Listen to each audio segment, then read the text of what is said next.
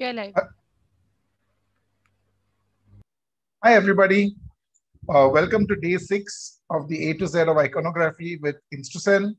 Thank you very much for being here with us. And we want to thank all of you newcomers who have signed up for our channel. Thank you very much for increasing our numbers. You make us really feel that we're doing something good and we're doing something right. It's such a pleasure to see this kind of a response. Thank you very, very much for it. Do subscribe, do like, do share, do keep in touch, do follow us. Thank you very, very much. Today is F and it's F for Fanishwar. Fanishwar is one of the most little known forms of Shiva as a name, and yet one of the most common forms of Shiva known otherwise. Fanishwar is essentially Shiva with a cobra hood behind him. And this is what is very, very commonly seen all over India, where Shiva is worshipped in his aniconic form as a Shivling, where there is invariably a metal or stone cobra, which is either part of the Shivling or attached to the Shivling or placed next to it. Now, the Lord of the Snakes, Vasuki, is also called Fanish because of the fun. Fun is the word for the hood of the cobra. And some scholars are of the opinion that this is a soft poaching of Vaishnavite characteristics by the Shaivites. Others point out to the cobra around Shiva's shoulders as proof that the relationship is purely Shaivite and it has nothing to do with the Vaishnavite aspect of Sheshnaga. So snake worship and essentially cobra worship and the worship of the Nag or the Naga, Naga, the famous king cobra, is very, very prevalent all over India. It's also prevalent all over South Asia and Southeast Asia, but that's not what we're going to really discuss so much today. It is very, very much something that people come across on a day-to-day basis, especially in an agrarian land where people are working and tilling the fields and snakes are coming for the various different rodents that are coming for the grains that are being put up. And humans and snakes have a very, very touchy relationship. Also, poisonous snakes lead to deaths in rural areas, and people would not understand why sometimes you were saved and sometimes you were not when there was a snake bite. And this is something that gave much, much more impetus to various different Naga cults and snake cults that proliferated all over India and through all the various different faiths that we know of in India. The Nagas became a sub deity. They became a superhuman, suprahuman group of people that lived along with us and shared this world along with us, but they lived underground. They lived under the seas and they had their own domain called Nagaloka. And we have tons and tons of stories, including the fact that Arjuna spent time with Ulupi, the queen of the snakes, and actually she gave him a son, and so on and so forth. We also know about the Nagas safeguarding one of the relics of the Buddha, and we have the famous story of the Buddha and Muchalinda Naga. We have the story of the Jainas and the Nagas. We have the stories of the Nagas in Hinduism and Brahmanism. And the Nagas become virtually sub-deities in their own right with their own cults and their own temples. Though most of them are worshipped without their temples, some of them even in an aniconic form. Imagine that it's enough that there is a snake motif that you're talking about. But we believe that some of the snake worship goes back all the way to the megalithic period, where we have the famous hood stones of Kerala. But I'm not really going to take it up back that far because that would be pushing the envelope to somewhere around 1000, 1200 BC. We're looking at a slightly earlier time, or a later time, sorry, around the 6th, 7th century BC for us. So Naga stones dot the landscape, they proliferate the landscape. They're very, very common in southern India, and they are a very, very big part of worship and are seen specifically at certain temples in large numbers and are associated very much and very strongly with the Shaivite cults. I mean, this is the Lepakshi Temple, and this is one of the greatest icons of Fanishwar that we have. And this is the seven-hooded cobra, okay, with 7 heads making up one hood. And that's something also that's very, very common in India. You will see the multiple heads that are part of the hoods of the different cobras. And there is an ascendancy, and usually they're always odd numbers 3, 5, 7, 9, 11, so on and so forth. But you will have multiple headed hoods, and these are a very important part. And here you see the shivling with the snake. and its hood wrapped around it. This is a massive monolithic shivling at Lepakshi.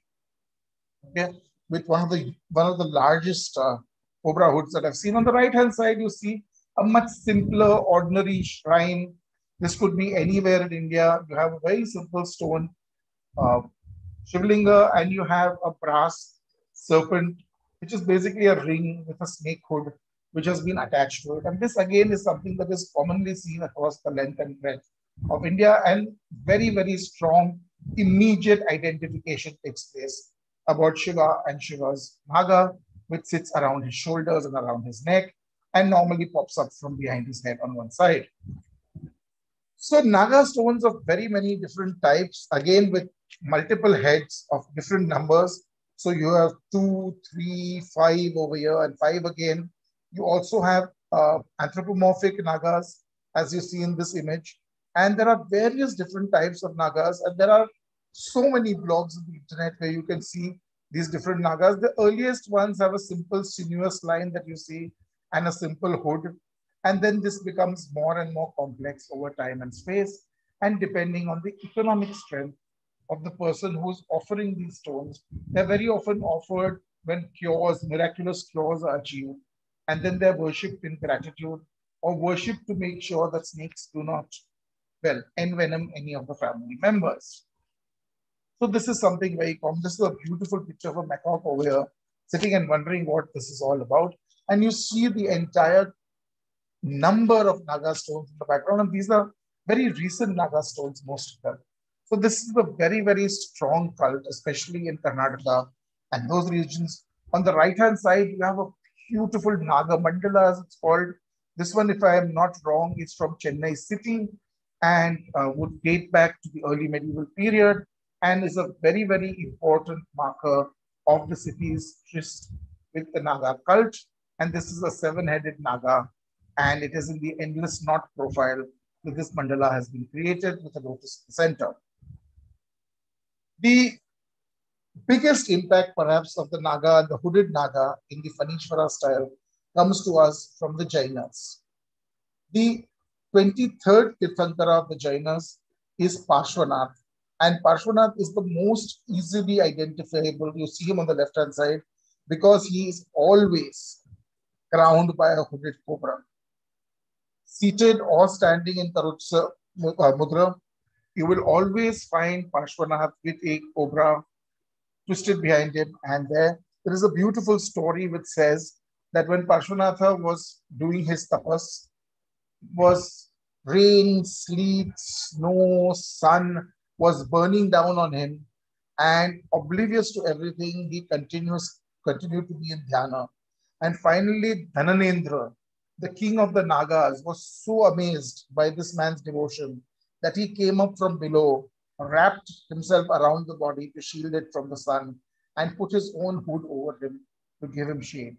And this is why the city of Ahichatra, a Gupta era city, is known by its name according to the Jains. Of course, there are those who refute that.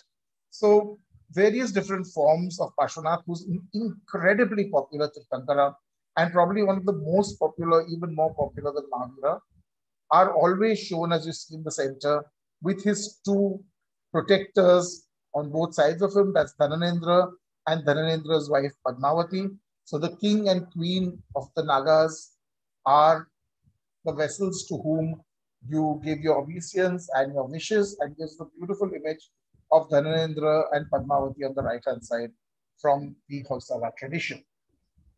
So the worship of the Nagas is a very, very important part in Jainism, thanks to Pashwanatha and Pashwanatha's Ahichatra. But this is also seen transferred into Buddhism. On the left-hand side, you have the Thoracic Cave entrance. And though it's badly weather-beaten, if you look very carefully, you can see the multiple hooded cobra over the seated form of the Buddha over here. And you can see the tail of the cobra around like this. This is the Muchalinda Buddha. Buddha shown in the Muchalinda Rupa. You see him on the right-hand side more clearly in a beautiful example from Southeast Asia in a bronze. This is the Muchalinda Naga in the Khmer style, if I'm not wrong, or the Laotian style. And again, the story is that Muchalinda, the king of the snakes, was so impressed by the Buddha's dhyana, and that when the various evil entities were bringing the storm and the lightning and the thunder to disturb the dhyana of the Buddha, Muchalinda came up, wrapped himself around the Buddha, and covered him with his hood, with his funnel, okay, to make sure that the Buddha was kept from all these attacks by nature, so on and so forth. So the Naga becomes a very important protector motif in Buddhism, especially in Mahayana Buddhism. And you can see in the center this typical Naga Dwarapala, this guardian of the entrance, which you would, if you go to Sri Lanka, you will see a large number of them scattered all over the different Buddhist monuments, and even in modern Buddhist shrines, where the protector Naga deities are very, very strongly a part of South Asian Buddhism. You also have various images in other Hindu temples. You have them in various different Shiva temples too. You have them in the ceiling. This is Vasuki over here on the left-hand side in the ceiling as a ceiling boss. You have the king and queen of the Nagas on the right-hand side entwined together on the outside of a Hoysala temple.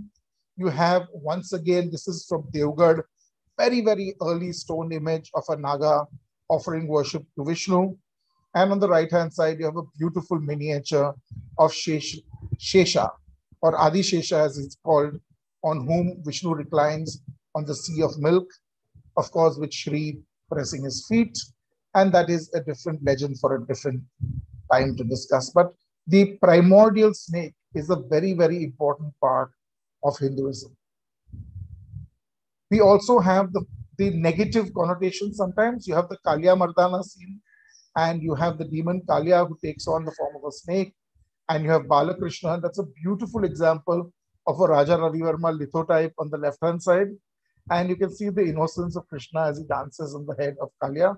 And the Kalya Mardana episode is a very important episode. And this iconography is very, very much a part and parcel of Krishna cult. And on the right-hand side, you have the direct Naga worship itself. So you have the multi-headed Shiva on the left-hand side, but you have the multi-headed Naga in the center itself. And it is the Naga to whom worship is being offered by Nagas and humans, while Shiva looks on. So all of this is a part and parcel of the traditions of the cults of India, and Fanishwara and the cobra hood and the fana and the worship of the cobras and the Nagas is a very, very important part and parcel of Indian culture and Indic culture as it spreads all the way towards Southeast Asia and further towards the East. Thank you very much for being with us. Today was day 6. It was F for Fanishwar.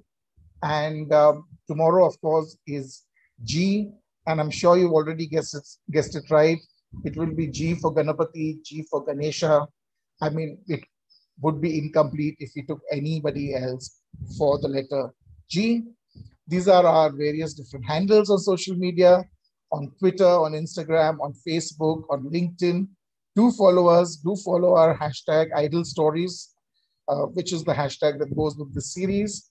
Do press the like button, do press the follow button, and do subscribe to our channel. Thank you very much for being with us today. I look forward to seeing you tomorrow. Thank you.